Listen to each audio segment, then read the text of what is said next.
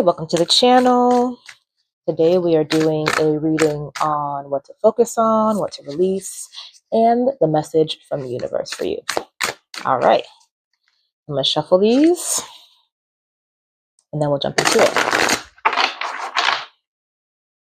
And for anyone that wants to know, this is the Mystical Shaman Oracle deck. I'll show you. Very cool. Very cool artwork. Very cool messages. I feel like this deck is on like a different level, but it's one of my favorites.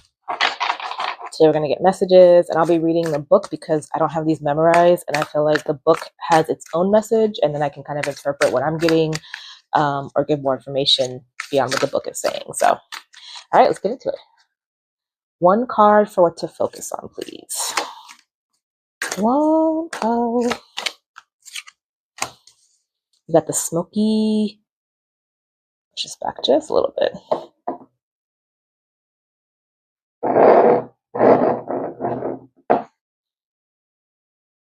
The smoky mirror upside down for what to focus on. What to release. One, please, for what to release. I did a reading with this deck earlier this week, and it kept giving me like 5 cards for every category. I was like, I just want one card. I just want one card. I don't want 5 cards. So what to release, we have the many paths. And for message from the universe, we have... Ooh. Okay, that flipped around. But it didn't land. So I'm going to show you guys this one. The last reading, I'll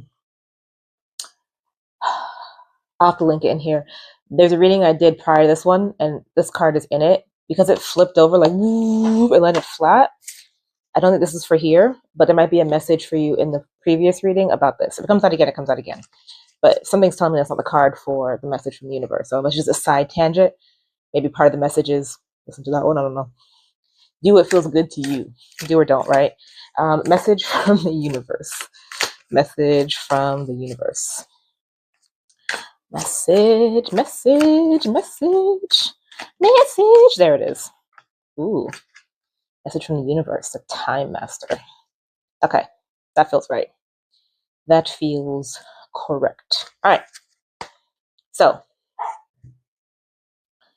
excuse my dog if you can hear her barking. She likes to bark whenever I start doing these. All right.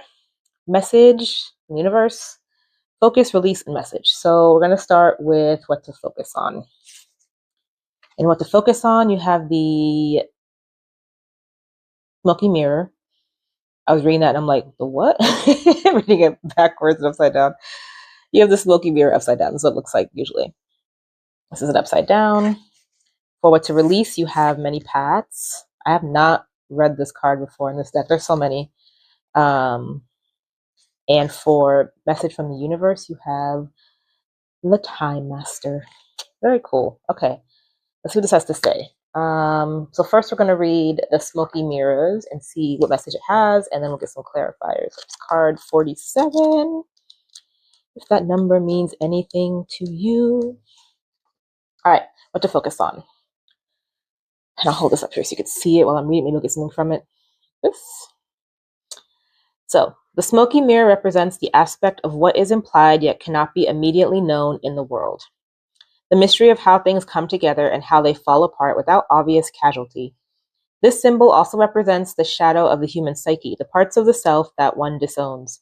The smoky mirror can also represent a state of denial or the inability or refusal to see the truth. Understanding the shadow of the human journey requires that you go deep into your own story to discover the wound that prevents you from seeing the truth of your current situation. Your fears and expectations of disappointment and unworthiness may be clouding your capacity to see the potential in yourself and others. The smoky mirror may be showing you things that you don't want as a result of conditioning. These can become even more real, but only because you are making it so. The choice is yours. The world will hold you accountable for what you see and create. Can you see through the eyes of truth and faith instead? Okay, so that immediately makes me think like what to focus on is like releasing those stories we tell ourselves, right? Those opinions we have about ourselves, right? There's that theory of like what you believe is truth, right? We create the world through our mind. Like, for example, there's somebody who has a negative experience on the world, and they approach the world as like it's bad, it's horrible, da da da, right? And their reality is a little more negative because they have this negative filter on the world, right? And then there's a person who believes like in positivity and kindness, right? And the world is ultimately kind at its root. They experience the world in a more positive way, right? This makes me think that there's like something that could be holding you back from, what's what I'm trying to find. Like there's things you hold on to, like things you believe about yourself, things you feel about the world that are being played out that are not actually truth, right?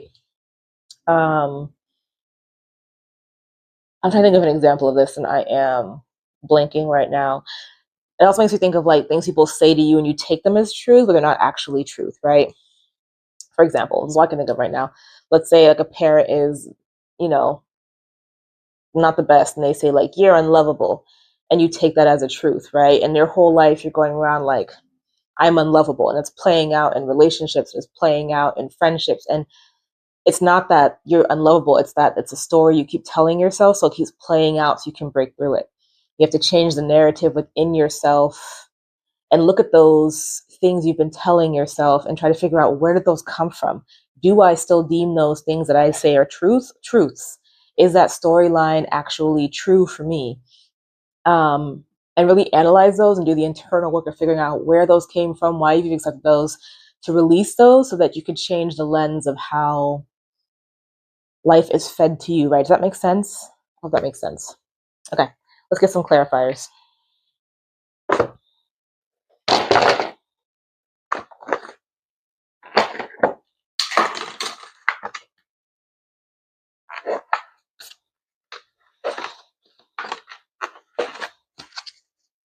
That's your focus. It's like internal work almost, right? Like we all have things we tell ourselves, or things we've been told that we have ingested and accepted as a truth that is not actually a truth. And then it's for us, unfortunately, for us to have to work through that and process it out and release ourselves and relieve ourselves of those things that we have allowed to be accepted as truth, either from ourselves or others, right? And try to figure out the actual source of truth. What is the truth? The truth is you're not unlovable. The truth is you are always lovable. You are always worthy of love, right? But if you've been telling yourself you're not this whole time, that's a whole process you have to work through. It's a whole rabbit hole you have to go down to figure out, why does this root feel like a truth to me when actually it's not a truth? And what is the truth, right? And work through that whole process. That's just an example. There can be multiple other things that we work through, right? But that's one that came to mind, so that's the one I'm sharing. Clarifiers for smoky mirror, please. Clarifiers for smoky mirror, please. Clarifiers for smoky mirror, please. And I kind of think that also allows for like healing, right? Allowing those wounds to be looked at and processed and acknowledged, and then like healing yourself from those, allowing yourself to grow from them. Oh, there's healing. Yep. Yeah, just, and then there's a whole process involved in that, right? It's not going to be like, oh, I see the wound, I healed the wound, I'm free. No, that's not how life works. That's not how any of that kind of like internal work works. It's deep, it's messy, it's a lot of effort, and it's a lot to hold a mirror to yourself and like look at all the pieces. Yeah, it's like, because we tend to love pieces of ourselves, and then the other pieces we're like, they're there and I know they're there, I'm just gonna let them chill over there and they're gonna sit over there. But when we can really look at ourselves as a whole and break all that down, understand it all, right? That's a whole thing. That's a whole journey on its own. Which, speaking of journeys, that is what this is. It's a journey for you, learning yourself, working with yourself, understanding yourself, looking at your truths and untruths, and reframing that for yourself. Okay, so got a couple cards here. We have Seven of Vessels, which is mourning, the Green Man upside down, Seven of Stones, which is healing, and the Nine of Vessels, which is generosity. Instead, I leave these down. Weird. So this tells me like there's a whole, like I said, underlying process going on here. You're working to understand you better. This is what you're focused on right now, or maybe you will be focused on, right? What to focus on is yourself. It's letting go of pieces that no longer serve you, letting go of untruths that you were telling yourself for truths, right? Understanding the depths of those. And maybe there's like some processing of mourning involved, right? When you understand why you accepted that and releasing that, right? This could be like inner child work, oh man, shadow work, all kinds of stuff, right? Like to each their own, how you do this, right? You could just be sitting and looking at yourself in the mirror and talking to yourself, right? Like, hey, you, I love you. You're fantastic, right? We've been through a lot together, and I appreciate every day that, you know, what we've done, and just whatever your process is for you, do that. That's best. But yeah, it's a process that allows, it's like processing and mourning and healing, working through those things so that you can come out. The word's not stronger. It's like, I want to say more balanced, because you understand you fully, you've accepted you fully, and you've like reworked your foundations of who you are and what your narrative is, right? So yeah, that's what I'm getting for that. All right, let's move on to many paths. Many paths is number 34, and this was what to release. I wonder if it's like, well, let's just read and see before I start trying to talk over it. This is many paths. All paths lead to spirit. What you bring to your journey is what will determine if yours is a path of suffering, a path of wisdom, a path of bliss, or a path of loss. Consider the traveler who met two stonemasons. He asked one what he is doing, and the mason replied, I am squaring out this stone. He asked the other, who is doing the exact same thing, and gets the reply, I am building a cathedral. One man has a job, the other man has found his work and calling. He is part of an endeavor much greater than himself. Be sure to pick with heart. Your call now is to take a big, bold step and leave the beaten path. Heaven and earth are conspiring on your behalf to support you in this move. Do not dally lest you miss the moment. It's time to sail into the uncharted. Be sure you attend to both your path through this earth as well as your journey through the stars. This makes me think like, one thing I got is like finding meaning. Like one guy is just carving a stone, one guy is building a cathedral, right? It's like finding the meaning in your life and not just being like, I'm just here doing life, right? Finding the meaning where it pertains to you. And then like finding that goal of like what you want to do with life, moving towards it, not viewing your life as the stone carver, but as the cathedral builder, right? Does that make sense? I hope that makes sense.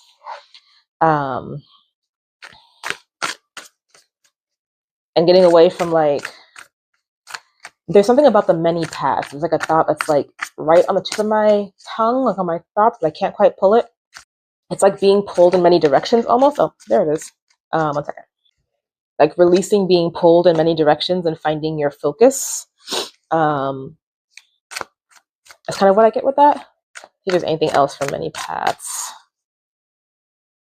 Many paths.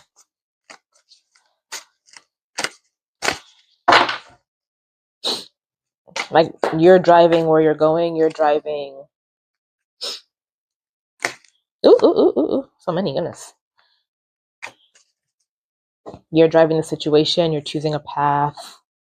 Okay, let's see here what we got.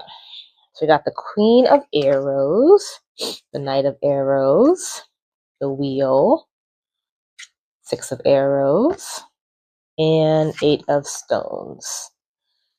Right down. Order they were in. Yes. All right. So many paths talks about how you choose your path. Yours could be a path of like joy or sorrow or whatever, right? Like there's different paths. There's 4 different paths per the many paths, right? And it's saying like the whatever you deem, right? The universe, heaven and earth, right? Whatever term you use for those things, is trying to move you forward towards one path, towards one direction, towards a good one for you, right? And I think because I want you to release all those other ones. And I think like it makes me think like maybe there's something you want to do, or there's a path you want to be on, but like maybe this piece, the what to focus on, like those untruths that have been deemed truths, right? Those things you've accepted from others that aren't actually true for you. They've made you kind of not scattered, but like, am I worthy of that path, right? Does that make sense? Like questioning whether you should go this way or this way or this way or this way. But once you work through those pieces and those things and whatever this right here was, a smoky mirror, you'll see your path clearly and see that you're worthy of it and see that you can move along that chosen path. So it's kind of like minimizing distraction, minimizing thoughts of like unworthiness or insecurities around whatever this one path is, right? So that you can move forward, so that you can invest in this and think through how you want to proceed and shift and change and learn something new, right? So you have to release the idea of like being pulled multiple directions, or just like knowing and be like, no, I can't do that. I'm not, I don't have enough skill for that. I don't have enough motivation for that. But it's something that really, really excites you and drives you. And instead you go that way, instead you go that way. But you know that this is the path right here that you would love to be on, but there's a lot of pieces that make you feel like you can't do that. So working through this will clear the confusion around like, where should I go?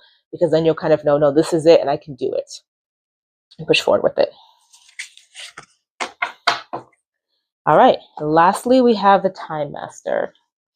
And the Time Master was the message from the universe, number 57. If I didn't say many paths, was number 34.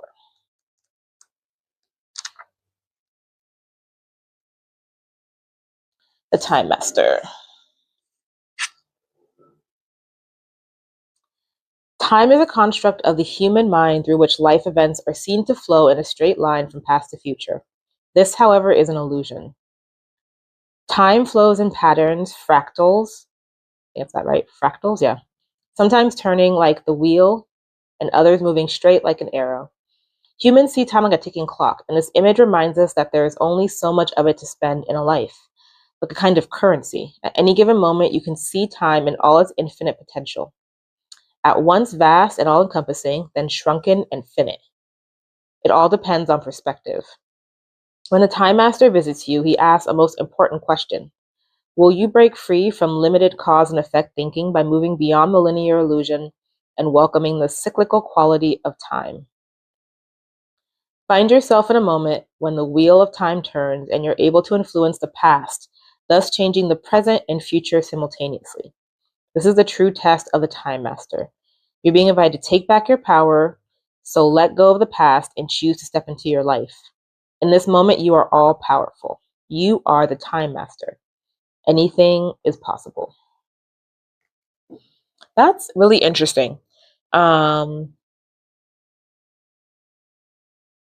I feel like for us, it's true, right? We do see time, at least societal, right? We have the clock and we manage our time by the clock, and we're always running against the clock, and it's asking to see like a bigger picture, right?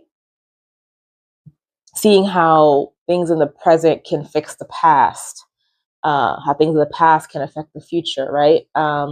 It's like this non-linear time flow. Those asking like, are you counting down? Are you ready to step out of like the binds kind of that time causes? Because it's true, like time, at least for me, I can speak like time. Sometimes I have to do something and I count down to it, right? I'm like, oh man, I gotta. And it could be like days from now, but in my mind, I'm tracking it and it's stressing me out, right? And if we understand that time is not moving straight ahead, but it's fluid, right? There's fluidity in time, and it moves differently than we've been taught to see it, by just like always moving forward on the clock to like, there's I don't want to say magic in time, but that kind of makes me think of it like there's a movement in time that we don't fully understand yet, and how like changing your future ripples into your past, right? I don't know if that makes sense. I said these cards are on a whole nother level, so Hopefully I'm being clear with this, but yeah. And then are you ready to change the present? You're making new action in the present that can also affect the past, right? I guess the main thing is like it's not linear. Time Master? Yeah, so big change. Time Master, please. Time Master. Ooh, woo, woo, woo. So many cards. Okay, I think that's enough. All right. We have the Great Bear, the Knight of Arrows, the Seer, the Fool. All right, squeeze on so you guys can see him. And the Hooded Man. So Amelia is telling me like this is not in time for like internal work. It's time to trust yourself. There's a cycle change happening. And like almost like taking the leap of a new whatever, right? Chapter, beginning, process. It could even just be like once you that smoky mirror part we discussed on like the untruth and truth, it could be like that triggers almost like a fool like energy because you're approaching life differently, which then triggers like you to let go of this like confusion and being pulled multiple directions by the many paths. It allows you to move forward with like understanding and clarity on the future and changing whatever it is you're in now, right?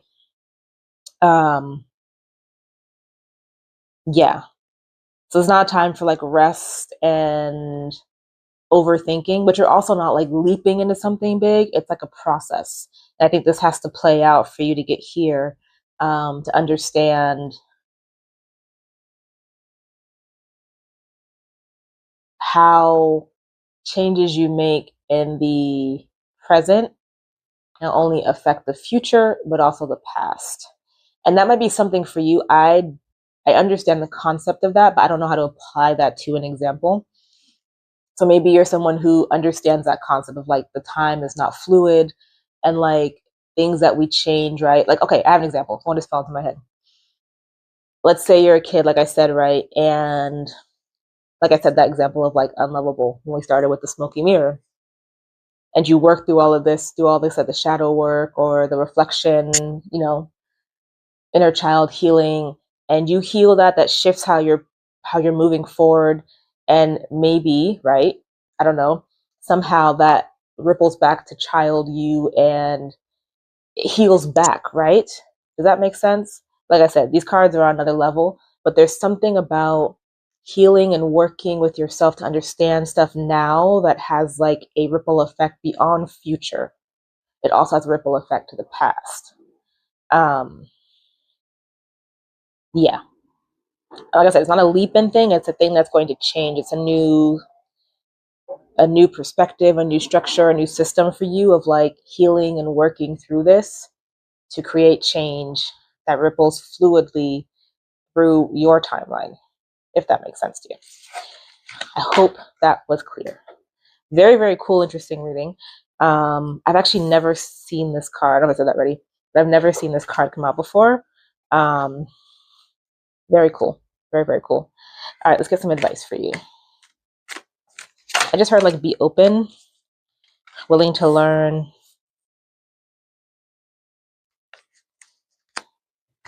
So there's a cycle either ending or beginning here for you. There's a lot of emotion invested in this cycle, right? A lot of change. Don't focus on the hardships of these big things you're working through. Like you're doing this inner work, right? We talked about that, about how people sometimes say like, oh, I did inner work. It was so easy. And now I'm like, I'm a whole new person, right? Like, no.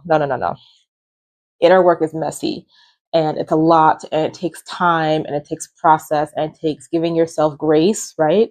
As you're going through it. Don't think like it's just like a light switch. Like I turned it on and now I'm inner work done. No. And so the cycle hasn't begun. Maybe you're going to be moving into this. Maybe there's something that has to end for you to move into this, right? I'm not sure what the whole process is. That's just what I'm getting. It hasn't begun yet though. But it is an emotional journey Or you might feel like, I don't want to do this anymore. I'm good. I've done the inner work. I'm good to stop here. I'm good.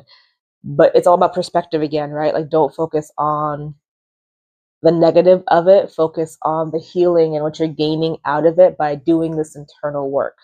And that will also shift how you move through that, right? Yeah.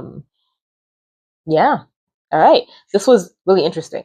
I hope it helped. All right. Cheers.